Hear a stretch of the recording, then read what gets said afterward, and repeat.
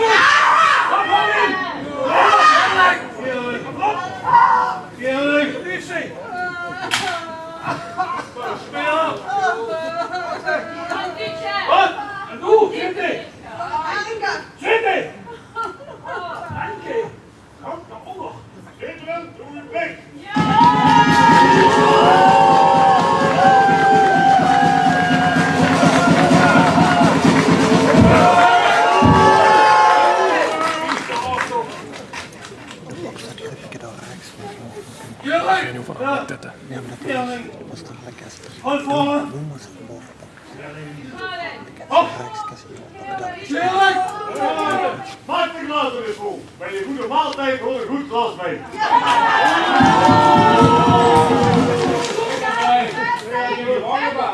Wat is er nu vast? Dat hoef ik niet volhouden. Volgens mij brengt de duivel aan stokvoedsel. Nou, als jullie bekennen, krijgen jullie ook met eten. Ja! Zo zeg je weet je honger te liegen. Als jullie zo'n stoel 5 wordt kennen, dan gaan jullie evenveel pijn lijden als die mooie vriend van jullie daar.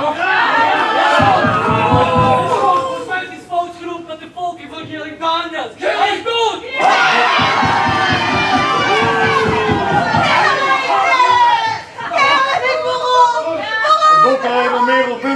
toch geen mensen een traan omlaten?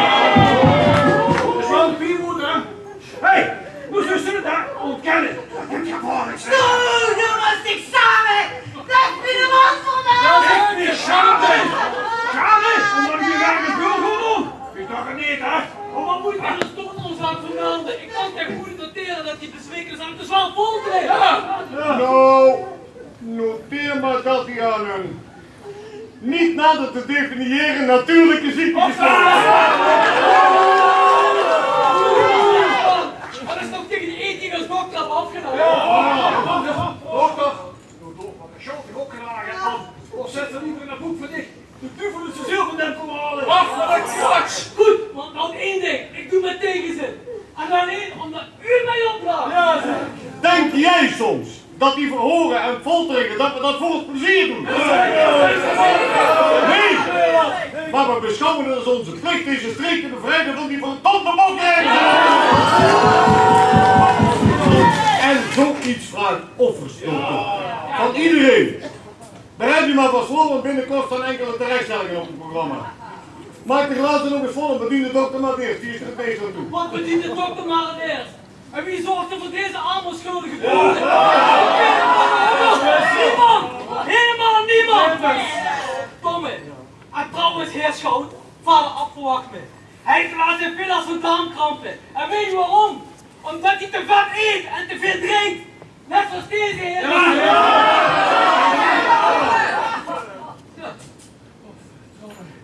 Hij bent daar een dagelijks bezoek. Ik hoop dat je me even kunt missen. Nou, ga gerust. Voorlopig staan alleen enkele vriendelijke examinanten en een paar confrontaties op het programma. Verder niks. Zodra dat mij niet meer nodig heeft, kom ik terug. Prima. Als u toch gaat, wilt u even langs de doodgraven gaan. Dit lijk moet zo spoedig mogelijk onder de galg begraven worden. Zo, Martens. ja, meneer Schout. Breng de overledene weg. Hoef onze maaltijd niet te laten bederven. Ja,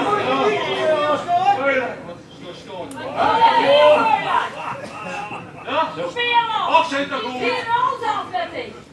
Lekker me onder de galg. Grap ze doen.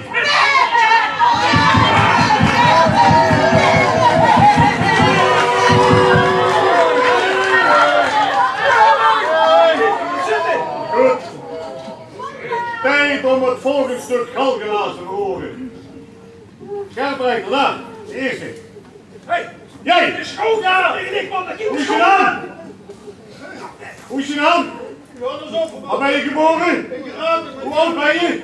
48 Van jaar, wat voor geloof ben je? hoofdkabinet. Waar woon je en sinds wanneer? Vanaf ik getrouwd ben, 9 jaar geleden ben ik gepakt in de vogelzak geworden. Ik ben Wat is je beroep?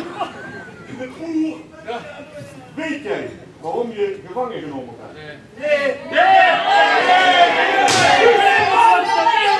En dan als ze open. Heb jij op een avond een eed afgelegd waarin je God hebt afgezworen en de duivel hebt aangezworen? Daar weet ik niks van. Heb jij hosties uit een kerk gestolen en deze onteerd? Waar houdt de voortvluchtige Andreas Papje zich schuil? Nou, Kalm toch, man. Dat weet ik niet. Waar was jij op 23 februari laatstleden tussen 11 en 12 uur 's avonds toen de hoeve voor boer Peter hier overvallen werd? Ja.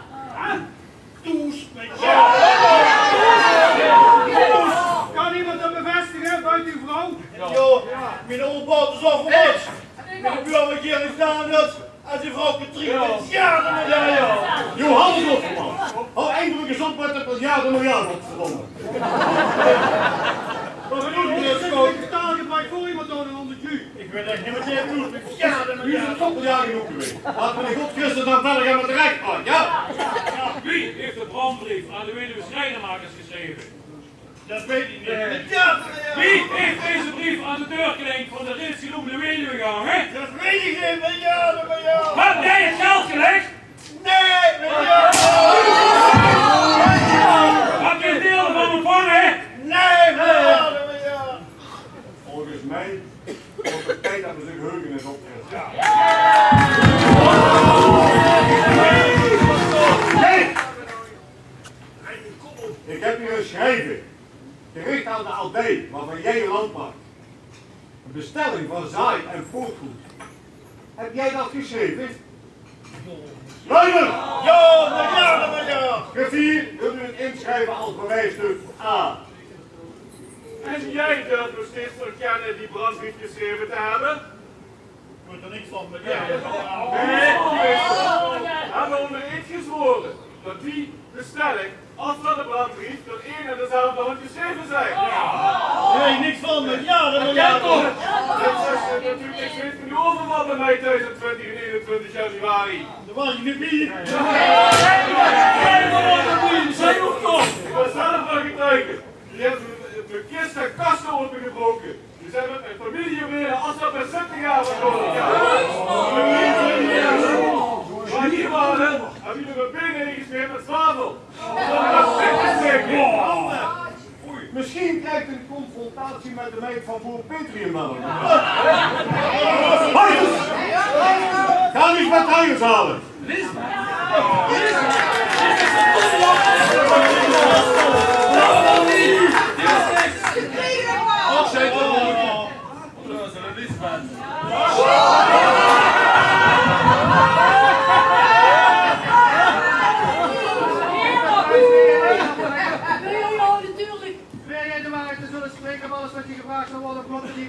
Steek dan 2 vingers van je rechterhand op en zeg dat zweer ik.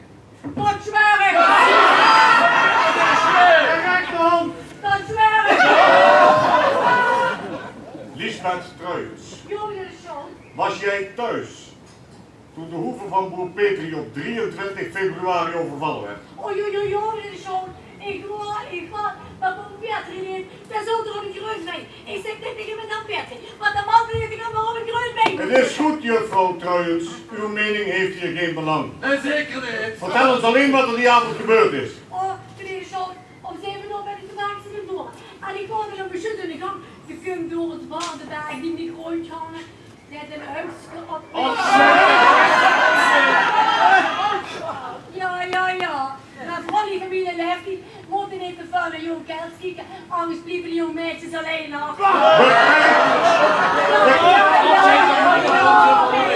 Beperk je tot de overval, mevrouw Truijens. Oh, meneer Schoon, wat ken ik dan nu? En dan zou hij nog juffrouw Truijens. Als ze dan doorslikken, dan zal het niet lang meer duren. Dan heet je gewoon, maar dan wacht het maar. Ja, maar zelfs in de hele leven had ik de knecht van doorheen. Ja, dat is in de hele van. Juffrouw Truijens, uw privéleven interesseert ons niet. Ja, juist. Oh, meneer de Schoon. Maar ze staat op zijn tegen dan moet ik ons al vertellen. Ga alsjeblieft verder, juffrouw Truijens. We worden weer gebleven. Oh ja, die volgende dag is meneer de Schoon. Dat mocht je overslaan. Nee, de snel meneer de Schoon. Want het volgende dag is, dat is wel heel erg belangrijk. Ja, natuurlijk. Zit die werken zit voor, u wordt die kapot. We verliezen kostbare tijd. Ga verder, juffrouw Truijens. Ja, we zijn hier weer gebleven. Nu ben ik trots geweest. En ik kom door daar toch. Daar dan de Batena. Er is een ergens volgens Batena. En het is maar goed dat er een vet in die kneuk heeft. Anders kost dat die graviaten weer niet. Juffrouw Truijens! Juffrouw Truijens, ga alsjeblieft verder met het voeren van de varkens. Dat hoef ik vandaag niet te doen, meneer de Schoon. Dat heeft man gedriest vandaag voor mij. De rest van het verhaal, juffrouw Truijens. Meneer de Schoon. Toen heb ik de kaartjes gevolgd. En dan ben ik door de achterdeur naar bed gegaan. En dan heb ik dan weer geholpen met de volgende lakens. En is dat nou alles wat je ons uiteindelijk te vertellen hebt, juffrouw Truijens? Nee, meneer de Schoon. Maar er zit dus alle schoon. Hier zit de vursen naar het dicht. Het ging niet alleen voor Petringsstad, maar ook wat je luiden, een van die knechten. En dan worden de voordeur eerst gestaan gevonden. Is er door de achterdeur weggegaan. En wie hem dan betrapt in? Toen zag er, we gaan de werken voren. Maar dat is niet waar, meneer de Schoon. Met de werken voren, dat is mijn werk.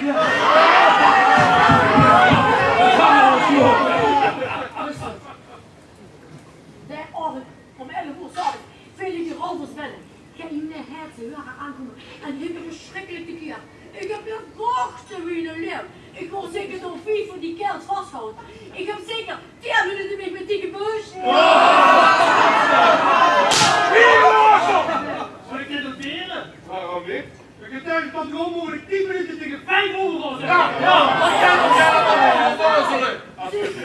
alles noteren wat ik getuige zegt. Dat is toch onzin? Jazeker. Dat is de waarheid. Ach, zei dat goed. Noteer alles wat de getuige verklaart.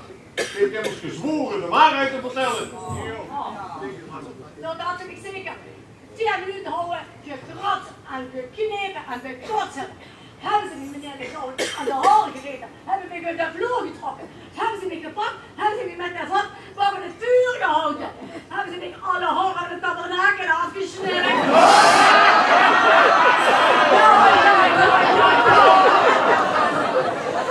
Hoeveel mannen bevonden zich eruit? Dat kan ik niet juist zeggen. Kun je iets schatten? Ja, zeker 10 minuten, maar dan gaan ze wel moeten op de noodkiek. Ja, kun je weten hoeveel mannen er buiten stonden? Dat weet ik niet. Nee. Ze waren met vuil, met telefoon. Dat heb ik zelf gezien. Ach, dat is het gezien, denk ik. Ja, zeker. Ach, dat kent dat niet. Ja, wie dat ik eigenlijk betrokken was, heb ik op het venster gekeken en wat ik toen zo, meneer de show, die kropen met 5 mannen met een zwarte hok. En die vlogen door de lucht. Ik heb zeker 4 bukken geteld.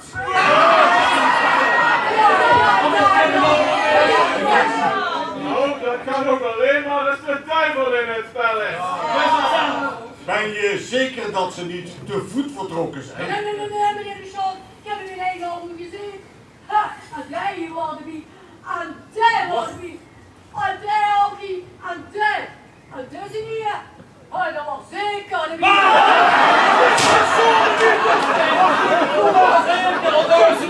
Hé, Roes! Hé! Ik ben nog bij de Petri Does geweest. Juffrouw Truijens, wat hebt u daarop te zeggen?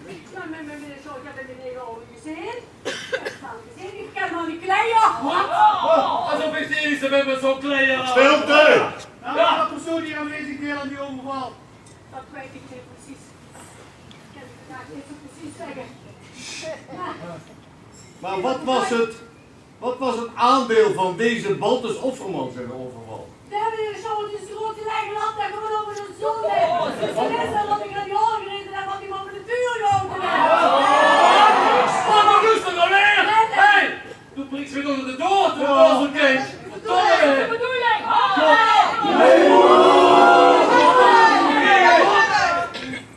God weet wat het dit hoort. Dat hoef je niet te noteren, griffier. Zulke rampzalige mensen moeten de naam van God niet gebruiken. Nou, Sjoerd, ik zal maar beschermd met uit voor Gods oordeel bij de machine. De gevangenen moeten zwijgen als er niks gebruikt wordt. Bewijs het mee alstublieft. Kotsie wil die vertellen. Lisbeth Truijens, Ja, meneer Schoon. herkent u dit beeldje? Oh, ja, meneer Schoon. Dat steekt al zo lang als ik weet niet op Pia 3 in de kamer. Johannes Offermans, durf jij nu nog steeds te ontkennen dat dit beeldje in jouw schuur onder enkele losse planken gevonden is? Nee, maar ja. En jij durft nog steeds te ontkennen. Dus bij de overval bij boer Petri aan bij was? Ja, er zijn nog meer zulke beeldjes. Ja, zeker. Beeldjes en ernstig van mijn oma zijn. Wat zeg je, Johannes Offermans? Een erfstuk van je oma zalige. Ja. En waarom had je het dan in je schuurtje verstopt? Ik vond het wel niet zo'n beeldje. Dat hier niet aan de best uitgeven. Dan zou ik erop moeten lachen! Tijd om Matthias Leuten aan de tand te voeden. Matthias Leuten, waarom heb jij de achterdeur ontgrendeld? Alvorens het huis van broer Petri, je werkgever nota bene, te verlaten? Om de werkers te ontvoeren. Wat zou je daar? Een goede voorkrijgt controleert regelmatig wie met de beesten is. Zo is het! Kijk, de deur van de stal niet vergaan, dan wordt het niet weggaat. Dat ben ik vergeten. Ga je elkaar naar de varkens kijken? Ja. Dat is niet waar. De varkens over. Dat is mijn waar. Wat heb je hierop te zeggen, Matthias Leuten? Die lucht. Die kan er eerst slecht even weg om nooit erop moeten zitten. Ik ga zo te zitten. Ik zou een nooit van zijn lijf met ik vrieën. Al was ze de laatste man op de wereld. Dat is meneer Lever, een van mijn werk. Nou,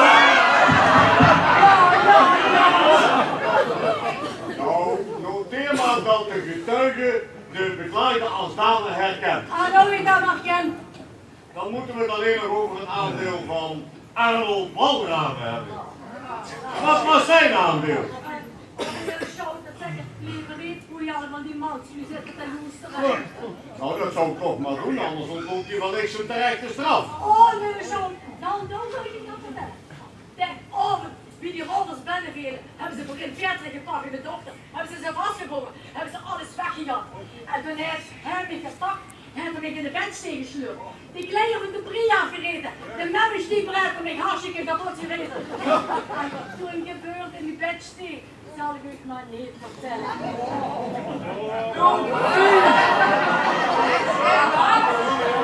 Wie is dit een smerige, lelijke heks? Denkt ze werkelijk dat ik een misbak voor het stik zou willen verkrachten? Kroop nog liever over een dikke, vette, stinkende zeus! Stilte! Jullie moeten alleen praten als iets gevraagd wordt. Maar dan zwijgen jullie als Ik zet ik met dat tegen die man van buiten. Ja, dat je het winkel en kan het toch met de natte luchtjes in de gang. Ja, zo is het wel. Die man, hè, is er veel te goed voor jullie soort. Nog één laatste vraag. Nog een de show. Namelijk ook vrouwen deel aan de ongeval. Dat weet ik niet, meneer de show. Dat is egaal.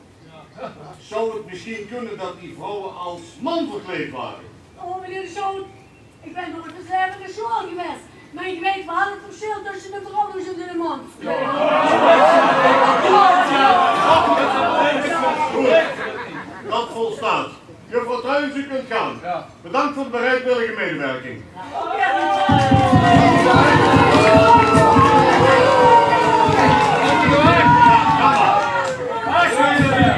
Marcus! Ga Maria aanmakers halen. Ik ben benieuwd of deze heren hier hun wandaden ook durven te ontkennen als ze geconfronteerd worden met de medeplichtigen. Los! Die van ik aangeven! Laat mij los! Die van ik aan! Laat mij los! Die van ik aan!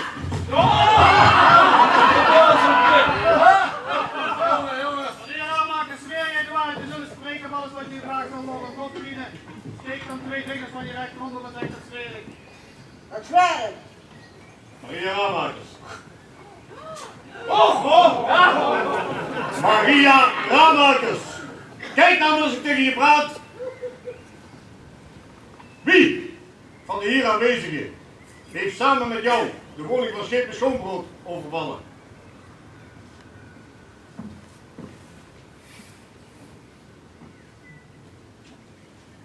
Daar worden we!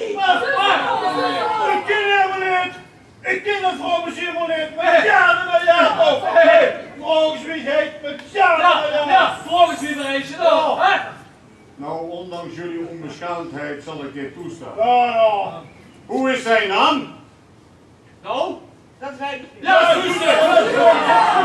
Dat weet ik niet, omdat we dat zijn afgesproken. Wat heb je nou gesproken? Als we ons namelijk kost kennen, kost het voor ons ook om de rij niet te verrooien. Maar hem dan! Neem de van de generaal! Of dat dan alle inbraken leden. Ik heb nog nooit zo'n maat geleid. Een machtige toe. Ja. Ja, toch, normaal. Goed, dat volstaat. En, nou, Arnold Walraven. Wat was zijn aandeel? Ja, wat er niet bij. Ja, geen orde! En, ja, Barbara Geurts. Die was zeker erbij. Als vrouw van de generaal moet ze maar een dubbele aan de Ja, ik heb geen nou ook. Ze was bij de onderhand al bij mij thuis. Ze heeft mij een keer zakje spuw. Wat? Nou, dat zullen we dan wel eens zien. We maken je toch wel wat los op de middel van de duimschroef af en spaart.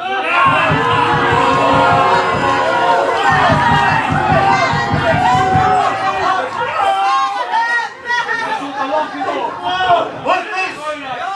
Breng aan weg jullie kant water overheen, dat komt zo erbij. Kom op, ik volstaat.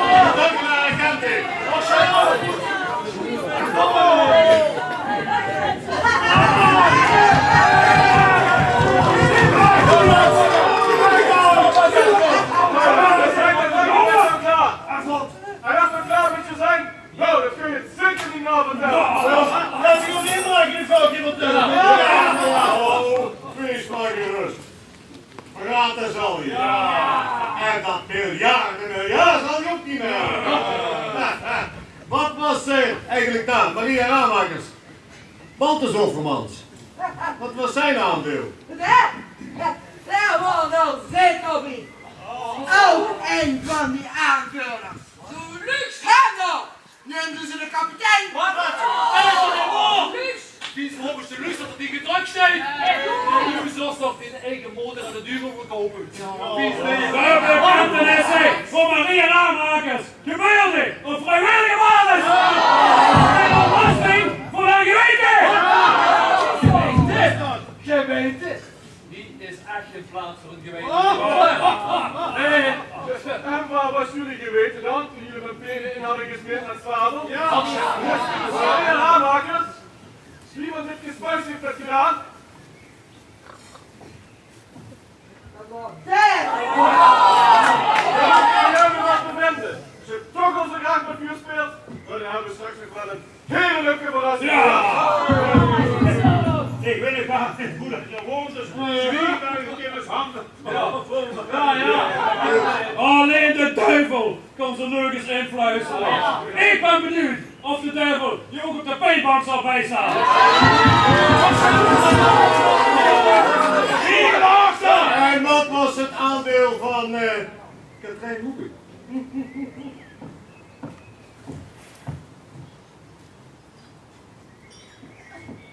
Die ken ik niet. Nee. Die Walter en Jekker nog wel Ik niet. heb geen idee. Maria Ramakers. Blijf je bij deze bekentenissen en beschuldigingen? Ik wil op mijn bekentenissen leven en staan. Oh, daar gaan we op de plaats hier. Niet van de beschuldigde. Nee. Krijg je ook enig voordeel beleefd. De spreken zoals jullie hebben gedaan. Ik weet het zeker. Ja, Nee, dat is En niet de zeker. verklaring ondertekenen. dat ken ik. Ja, zo Als zou je je losstaan. Heeft iemand iets in te brengen tegen deze Ja, beschuldigingen? echt natuurlijk. Ja, zeker. Allemaal leugens wat hier verteld wordt. Allemaal.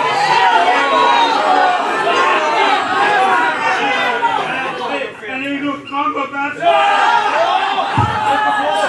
Ja. Jij lag ziek op bed.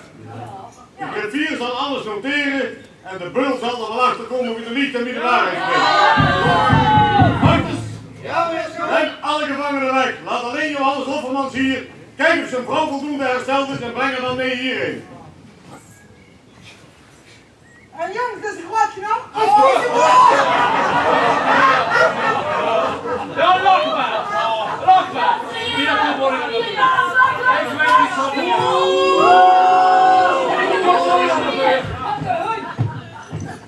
Ik weet niet of het Kom. Meer dan. Hier zitten we niet van gaan. Jij blijft er. Laat deze koppige boer je instrumenten zien en leg hem haar fijn uit welke helse pijnen ze zullen veroorzaken. Misschien brengt dat nog een andere.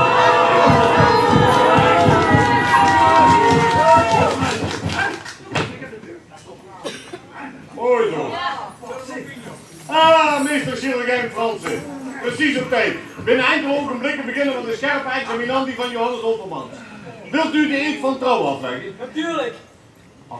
Laat ook maar, hè. We weten allemaal hoe onze dochter is. Ja, goed. Johannes Hoffermans. Beken je je schuldig aan die al te lastig gelegde feiten? Nee. Je kan toch, man. In plaats van je te laten pijnigen. Ik kan niet bekennen wat je hier hebt gedaan. Goed, dan beginnen we eraan. Scherp rechter zweer je taak naar voren zonder zwakheid uit te voeren. Zweer ik. Dokter is de beklaagde sterk genoeg om de tortuur te ondergaan. Dan zou ik eerst moeten onderzoeken. Laat die flauwekul maar achterwege. Kom nou. Wie zo koppig is, moet ook versterken. Ah, precies op tijd. Bij je goede voorstelling voor het publiek. Naam? Papa, Geur. Waar ben je geboren? Pat. Kom aan, kerel. Maak het ons jezelf niet zo moeilijk. Beken. Nee, hè? Waar was je op 23 februari toen de hoeve van boer Petri overvallen werd?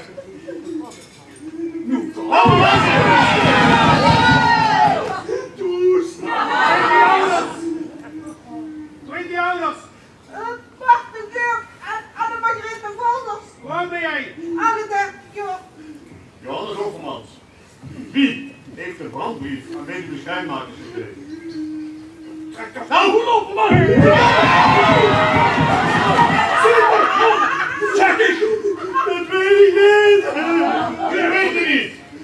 Niet minder dan 3 weken de schoolmeesters hebben je handschrift herkend! Bekend!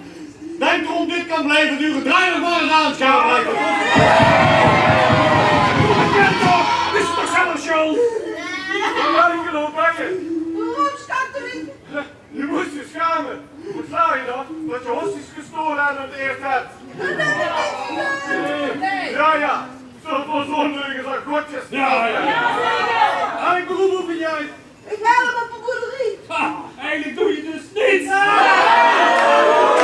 Ik jullie honger lijden.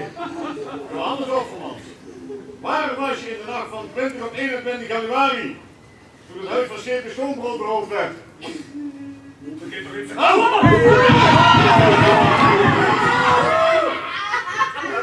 Hoe denk je?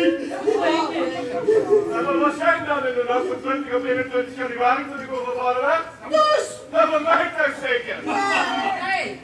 Johannes Offermans, waar was jij op 23 februari toen de hoeven van boer Peter overvallen werd?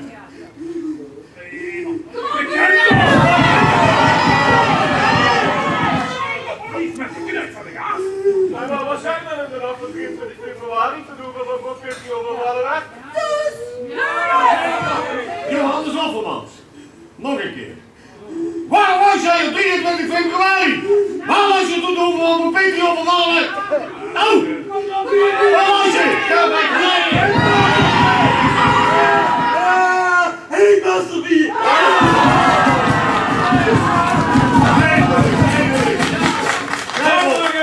De verdachte bekend. Barbara Geur. Wie waren jullie medeplichtigen? Andreas, pak weer een heerlijk Daniel. Dat gespuis wil de slimmerik uithangen. Door alleen maar namen voor overleden en voor vluchtige medeplichtigen te noemen. Kom op, namen! Ja, de straat krijg ik ga er maar bezig. Ja! En ik weet zeker dat je man daar geen minuut van gaat missen. De Barnave. En Katrine Hoeven. En Bantes Offermans.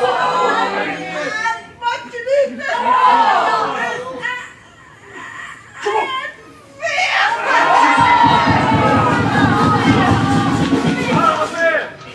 Veel meer.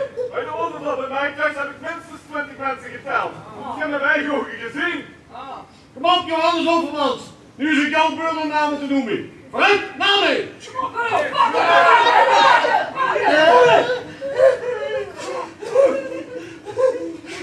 Begin te worden! Waar moet ik opnoemen? Hoe is dat opnoemen?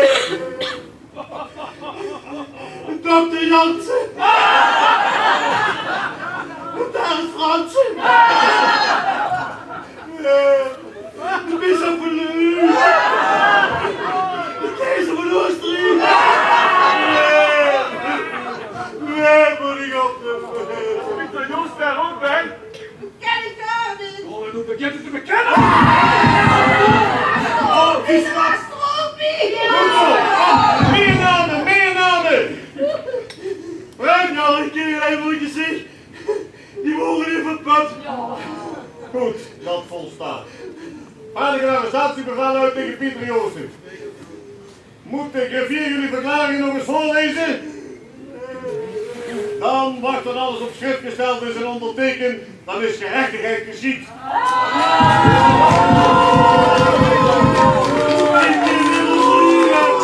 Meisje wil staan.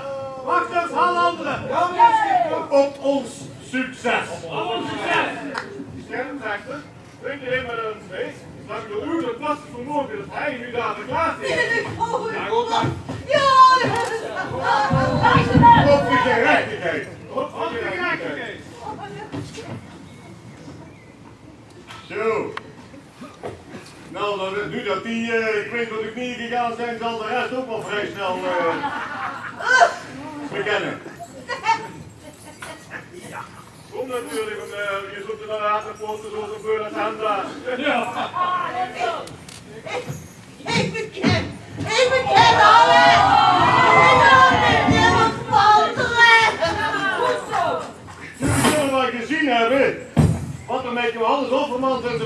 Barbara Geurts gebeurd is. Zij hebben zich laten folteren. Ja, zo natuurlijk. Dat gebeurde zijn achter, we zijn nu zo laat. Precies.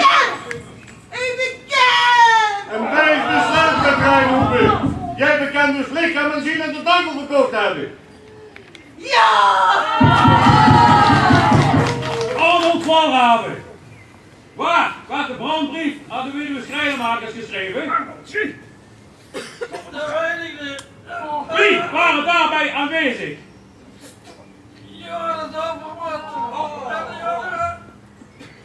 Waren de personen die hier tegenwoordig zijn erbij, als ook Johannes Offermans, zijn vrouw, de overleden Geerling Daniels en de voortvluchtige Andreas Bakbier? Ja! Klopt het dat jij die brandbrief aan de weduwe Schrijnmakers geschreven hebt? Ja!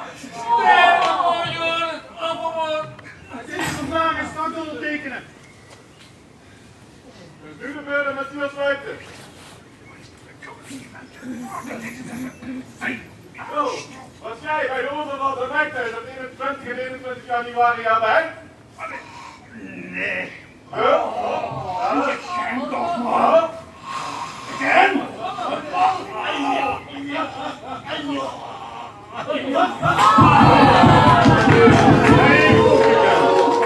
Dan nu onze Thaise klant nog. Jo, haar band is overlast. Ja.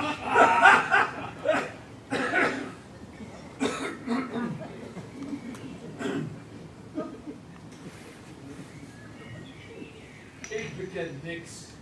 Helemaal niks. Van een huidchirurgie en doezenstuks. Ik beken helemaal niks. Het is de hemel. De geweldige hemel van u. Als hij vol zit met van die onrechtvaardige rechters. Of van die volgebreide beschouwers. Dan heb je toch niks. Maar ook helemaal niks te zoeken. Goed zo!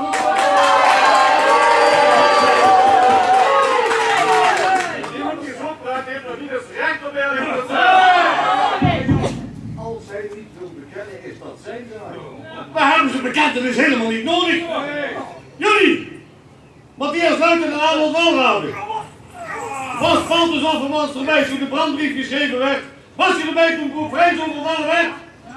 En broer Petri? Bekend? Was je erbij?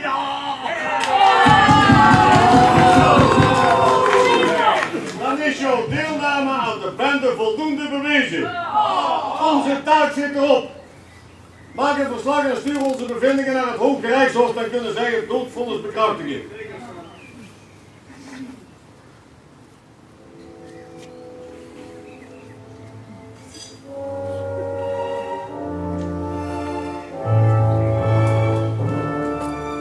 Op de plaats van justitie zijn verschenen Katrijn Hoeben, Johannes Offermans, dienstvrouw Barbara Geurts, Matthias Luiten, Arnold Walraven, Balkus Offermans en Maria Ramakers. Mijn oordeel luidt: Barbara Geurts, Katrijn Hoeben en Maria Ramakers zullen onthoofd worden. Dat hoofd werden afgesproken! Jij bent schuldig en je hoofd zal rollen. Matthias Luiten wordt eerst gewurgd en daarna tot assen verbrand. Baltus Offermans wordt levend geradbraakt. Johannes Offermans en Arnold Walraven moeten tussen hemel en aarde hangen tot de dood erop volgt. Hun lijken moeten aan de galg blijven hangen tot stichtend voorbeeld voor anderen. Daarom moet ook Lotte Daniels, dochter van de in detentie overleden Geerling Daniels, en Katrijn Hoeben de executie bijwonen.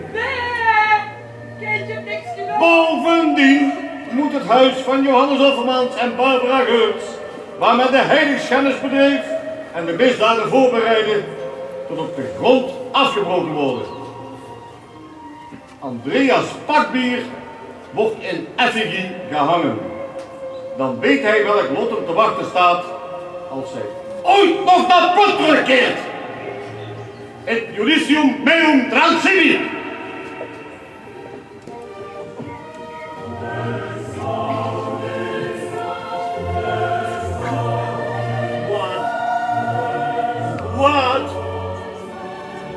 Wat zou jij gedaan hebben? Als jij en nog kinderen crepeerd worden. Wat? De misdaden en het onteren van onze lieve God, dat bracht de bokkenrijders op het schavot. Maar verdienen zij die tortuur en deze vonnissen? Of moet de lieve Heer over hun daden beslissen? De rechters handelden naar de wetten van die tijd, maar ontnamen de burgers wel zo hun waardigheid. Rechters! Ah! Ze namen goederen voor hun eigen welbehagen. Waar moesten boeren, waar moesten burgers hun recht op staven? Wij verstaan al die onterechte schande niet. Maar wat doe jij? Wat doe jij? Wat doe jij? En jij? Die heden onrecht ziet?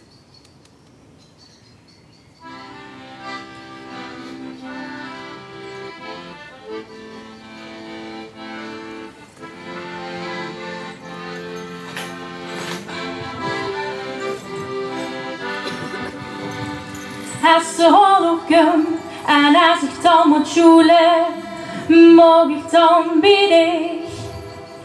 Als er een clubje komt, waar ik niet bij wil huren, mag ik dan bij dich. Als een regel komt, waar ik niet aan voldoen kan, mag ik dan bij dich. En als het gaat moet zijn, wat ik nooit geweest ben, mag ik dan bij dich, mag ik dan bij dich schulen, als het nergens anders kan. En als ik moet huilen, drukst ik mijn tranen dan, want als ik bij dich moest ik altijd bij mij. Kom wanneer ze wilt, ik hou den kamer vrij voor dich. Als het onwerken en als ik dan bang ben, mag ik dan bij dich. Als de avond valt en het is bij mij te duister, mag ik dan bij dich. Als de laatste komt en als ik dan verliefd ben, mag ik dan bij dich. Als de liefde komt en ik weet het zeker, mag ik dan bij dich. Mag ik dan bij dich schulen, als het nergens anders kan. En als ik moet huilen, drukst ik mijn tranen dan, want als ik bij dich moest ik altijd bij mij. Kom wanneer ze wilt, ik hou den kamer vrij voor dich.